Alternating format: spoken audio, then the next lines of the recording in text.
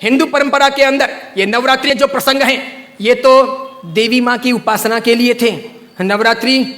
पवित्रतम रात्रियां कही जाती है, पवित्रतम दिन कहे जाते हैं। यह आसो जो चैत्र महीने में आती है, ये साधना के लिए, मंत्र साधनाओं के लिए, ब्रह्मचर्य के लिए, सत्व को प्राप्त करने के लिए, इष्ट की सिद्धि के लिए, अंतरतम की शक्तियों को जगाने के लिए, कुछ अच्छा हासिल करने के लिए होती हैं। समझदार हिंदू और समझदार जैन श्रावक श्राविका और समझदार हिंदू और समझदार जैन साधु संत इन दिनों में साधना में बैठते हैं, मौन रहते हैं, ब्रह्मचर्य का परिपालन करते हैं और आगे बढ़कर के शक्तियों को साधते हैं। उस जमाने में देवी माता की आरती करना, घट स्थापना करना, देवी माता को रिझाना और पुरुष एक तरफ, महिला एक तरफ, महिलाओं की जगह में, पुरुष की जगह में देवी माता को बीच में रख करके मात्र उनके हाथ से गरबे लें और इस प्रकार उनकी भक्ति करें। यह परंपरा थी नवरात्रि की। उसके बाद में मात्र गुजराती स्टाइल में डांडिया आए थे, तो बहनें बहनों में खेलती, बीच में देवी मां की स्थापना की जाती, पुरुष में खेलते और इस प्रकार नौरते रखते, नवरात्रि पालते, खान पान का ध्यान रखते। उन दिनों में कोई शराब नहीं पीता, गुटखे नहीं खाता, चाय तक नहीं पीता, व्यसन नहीं करता, अलग अलग शयन करते, पति पत्नी अलग अलग रहते, ब्रह्मचर्य की साधना करते, संपर्क नहीं करते, शुद्धता प्राप्त करते और इतने सारे भोग विलास की जिंदगी के बीच में, इतने सारे विषय वासनाओं के बीच में कोशिश करते कि कुछ दिन पवित्रता के साथ बिताएं ताकि देवी माताओं के सानिध्य प्राप्त करके हम शक्ति संपन्न बन सके, उनके आशीर्वाद अपनी जिंदगी में फल सकें। गरबे गए, फिर डिस्को आया, नाना प्रकार के धुनें आई, नाना प्रकार के गायक आए,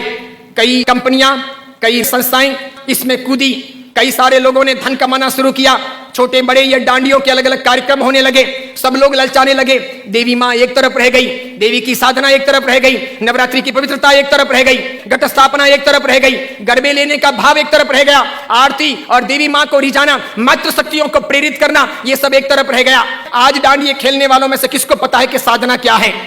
ब्रह्मचर्य क्या है, ये क्यों है नवरात्रि, इसका हेतु क्या था, इसका रीजन क्या था, ये क्यों खेलनी चाहिए या नहीं खेलनी चाहिए, तो क्यों नहीं खेलनी चाहिए। मेरा ही नहीं, भारत के कई सारे अखबारों का, कई सारे समाजविदों का, कई सारी अन्य सामाजिक संस्थाओं का ये सर्वे वर्षों से रहा है, समय समय पर किया जाता रहा है कि नवरात्रि के महीने 2 महीने के बाद में जितने गर्भपात होते हैं उतने गर्भपात बाकी के 11 महीने में नहीं होते।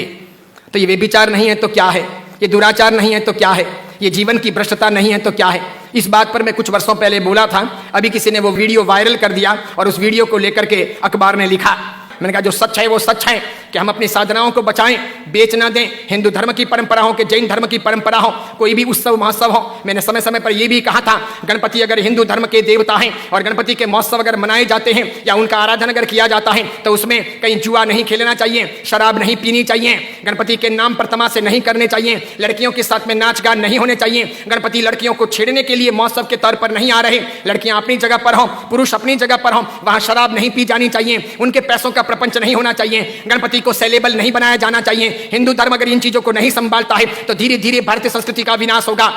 सिखों ने अपनी धर्म परंपराओं को संभाला है, मुसलमानों ने अपनी धर्म परंपराओं को संभाला है, ईसाइयों ने अपनी धर्म परंपराओं को संभाला है। उनके जो ओकेशन होते हैं वो दूसरों को इंटरफियर करने नहीं देते,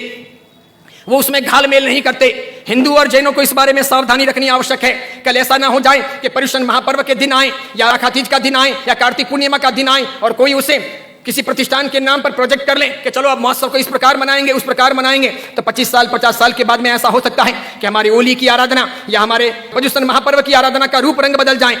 जैसे मैंने नहीं कहा था कि मात्र संगीतकारों को बुला करके हम 9 दिन की भक्ति रख लें, सुबह भी भक्ति, रात को भी भक्ति, ठीक है, और इस प्रकार पर्युषण आगे बढ़ जाए और अच्छी खासी संख्या के अंदर वे आधुनिक संगीतकार आधुनिक धुनों पर बहुत गाएं और नौजवान लड़के लड़कियों को मजा आ जाए, सब वहीं पर जाएं।